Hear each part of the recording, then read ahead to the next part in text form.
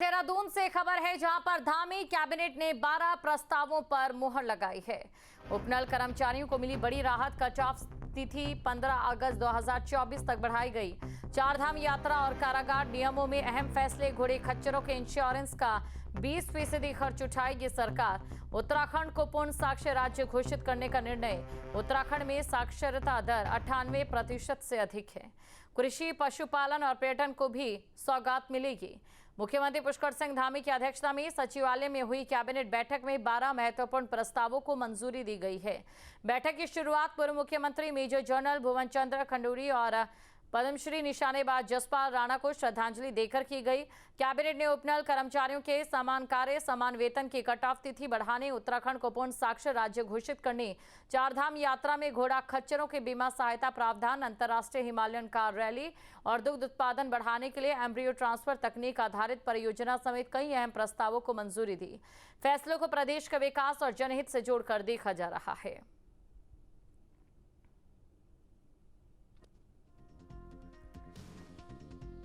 तो बड़ी खबर आपको बता रहे हैं, बड़ी जानकारी आपको दे दें, जहां पर उपनल कर्मचारियों को भी बड़ी राहत मिली है। और साथ ही आपको ये भी बता दें कि उत्तराखंड पूर्ण साक्षर राज्य रहने वाला है। चारधाम यात्रा को लेकर भी इस बैठक में कई अहम फैसले लिए गए हैं। तो बड़ी खबर आपको बता रहे हैं, बड़ी जानकारी आपको दे दें। धामी कैबिनेट के 12 प्रस्ताव जो पास किए गए हैं, उन वो कौन कौन से प्रस्ताव हैं इसके बारे में आपको बता देते हैं। पीडब्ल्यूडी के लिए व्यवस्था बनाने का फैसला है और साथ ही उत्तराखंड को पूर्ण साक्षर राज्य घोषित करने का निर्णय भी लिया गया है। उत्तराखंड में साक्षरता दर 98% से अधिक और वहीं दूसरी तरफ आबकारी नियमावली में संशोधन भी। तो आबकारी नियमावली में संशोधन, वेट और सेस लगाने वाला दोहरा टैक्स भी खत्म किया गया है। सेलाकुई के संगद एवं हर्बल केंद्र में लैब बनाई जाएगी।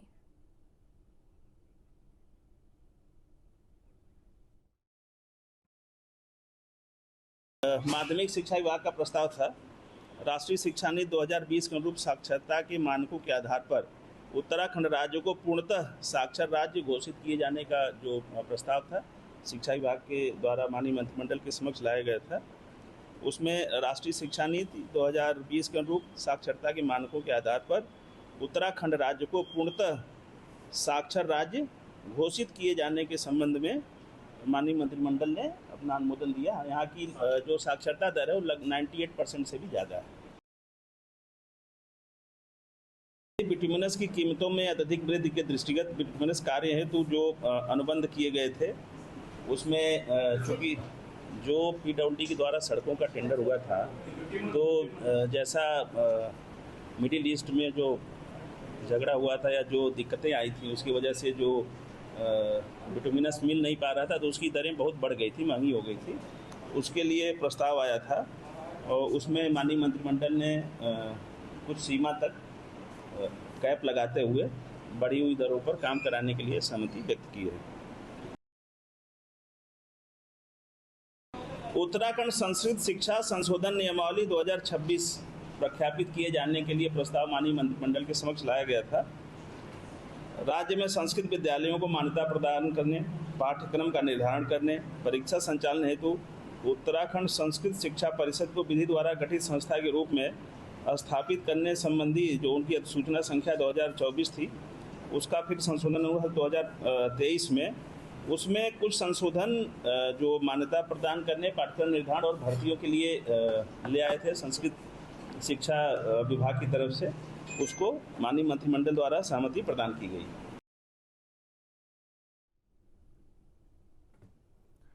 और चलिए इसी के साथ ये भी आपको बताते हैं कौन कौन से वो 12 प्रस्ताव हैं जिन्हें पास किया गया है। धामी कैबिनेट में काफी महत्वपूर्ण ये प्रस्ताव हैं। इन प्रस्तावों की अगर हम बात करें तो धामी कैबिनेट ने उत्तराखंड संस्कृत नियमावली 2026 में संशोधन को मंजूरी दी है। उपनल के सभी कर्मचारियों को समान कार्य समान वेतन भी मिलेगा। धामी कैबिनेट ने कट ऑफ तिथि 12 नवंबर की है 2018 से बढ़ाकर 15 अगस्त 2024 की गई है और पीडब्ल्यूडी के लिए व्यवस्था बनाने का भी फैसला यहां पर किया गया है। साथ ही उत्तराखंड को पूर्ण साक्षर राज्य घोषित करने का निर्णय भी लिया गया है। वहीं आपको ये भी बता दें कि उत्तराखंड में जो साक्षरता दर है अभी 98% से अधिक है। साथ ही आबकारी नियमावली में भी संशोधन है। अब वैट और सेस में लगाने वाले दोहरे टैक्स को खत्म किया जाएगा। कृषि विभाग में सघन पौधा केंद्र, सैलाकुई में परफ्यूम की जांच के लिए प्रयोगशाला बनाई जाएगी। सघन एवं हर्बल केंद्र में ये लैब बनेगी और साथ ही यहाँ पर परफ्यूम की जांच के लिए ये जो प्रयोगशाला बनेगी काफी ज्यादा कारगर साबित रहेगी। इसके साथ ही पर्यटन विभाग द्वारा हिमालय कार रैली के आयोजन को भी धामी कैबिनेट ने मंजूरी दी है। साथ ही अंतर्राष्ट्रीय हिमालयन कार रैली के आयोजन को भी मंजूरी दी गई है। कारागार नियमावली में संशोधन को भी स्वीकृति दी गई है और इसी के साथ आपको बता दें कारागार अधीनस्थ सेवा नियमावली को भी मंजूरी दी गई है। इतना ही नहीं, जो फैसले हैं उनके अनुसार राज्य आंदोलनकारियों और आश्रितों को भी बड़ी राहत दी गई है। साथ ही भर्ती प्रक्रिया में दस्तावेज सत्यापन के लिए भी यहां पर राहत दी गई है। वहीं दूसरी तरफ चारधाम यात्रा को लेकर भी कुछ अहम फैसले लिए गए हैं। वो फैसले कौन कौन से हैं, वो अहम निर्णय कौन कौन से हैं? घोड़े खच्चरों के बीमा का 20% खर्च सरकार उठाएगी। पशुपालन विभाग में पायलट प्रोजेक्ट के तहत कृत्रिम गर्भधारण की योजना को भी मंजूरी दी गई है। धामी कैबिनेट की बैठक में 12 प्रस्ताव पर मोहर लग गई और सबसे बड़ी बात यह है कि आज की कैबिनेट में राज्य को पूर्णतः साक्षर घोषित कर दिया गया है। तो ये एक बड़ा फैसला आज कैबिनेट के बीच आया जिसको मंजूर कर लिया गया। इसके अलावा उत्तराखंड संस्कृत शिक्षा संशोधन नियमावली में संशोधन किया गया और उपनल के जो कर्मचारी हैं जिनकी कट ऑफ डेट 2018 रखी गई थी उसको बढ़ाकर 2024 कर दिया गया है। यानी 2024 तक जो भर्ती हुए हैं उनको भी समान वेतन, समान काम समान वेतन मिलेगा।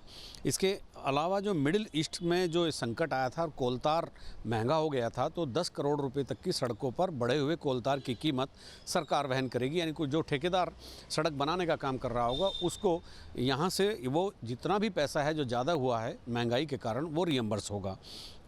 और इसके साथ ही आबकारी विभाग में एक संशोधन था वो भी कर दिया गया है।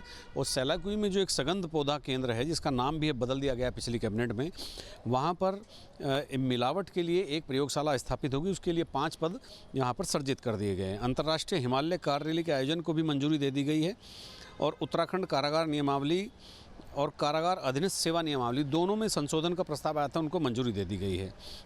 राज्य आंदोलनकारियों एवं आश्रितों को भर्ती प्रक्रिया में दस्तावेज सत्यापन के लिए एक बार राहत दी जाएगी। यानी अभी अगर किसी का कोई इशू है तो उनको एक बार राहत दी जा सकती है। एक और अच्छी खबर है कि चारधाम यात्रा में घोड़े खच्चरों के लिए अब बीमे की व्यवस्था होगी, उनका बीमा कराया जाएगा और 5% बीमा सहायता राशि सरकार उपलब्ध कराएगी। इसके अलावा एक और जो एक नीति थी कि ट्रांसफ़र तकनीक के माध्यम से दुग्ध उत्पादन बढ़ाने के लिए जो एक प्लांट लगाया जाना था, जो पायलट योजना को उसकी मंजूरी दे दी गई है। अपने सहयोगी कैमरामैन सोनी कुमार के साथ न्यूज़ स्टेट के लिए देहरादून से अजीत सिंह राठी। उत्तराखंड सचिवालय में मुख्यमंत्री पुष्कर सिंह धामी की अध्यक्षता में आयोजित कैबिनेट बैठक भावुक माहौल में शुरू हुई। बैठक के दौरान उत्तराखंड के पूर्व मुख्यमंत्री मेजर जनरल भुवन चंद्र खंडूरी और अंतर्राष्ट्रीय ख्याति प्राप्त निशानेबाज पद्मश्री जसपाल राणा के निधन पर गहरा शोक व्यक्त किया गया। मंत्रिमंडल के सदस्य और अधिकारियों ने 2 मिनट का मौन रखकर दोनों दिवंगत हस्तियों को श्रद्धांजलि अर्पित की। मुख्यमंत्री धामी ने कहा कि खंडूरी ने प्रदेश में सुशासन और विकास की मजबूत नींव रखी, जबकि जसपाल राणा ने अपनी प्रतिभा से देश और प्रदेश का गौरव बढ़ाया। दोनों का योगदान सदैव स्मरणीय रहेगा।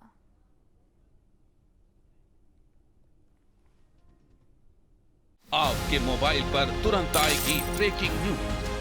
स्क्रीन पर सबसे पहले दिखेगी बड़ी खबर। देश दुनिया की हर खबर एक जगह। अब आपके मोबाइल पर तुरंत फटाफट इंस्टॉल कीजिए न्यूज नेशन ऐप और रखिए खुद को अपडेट।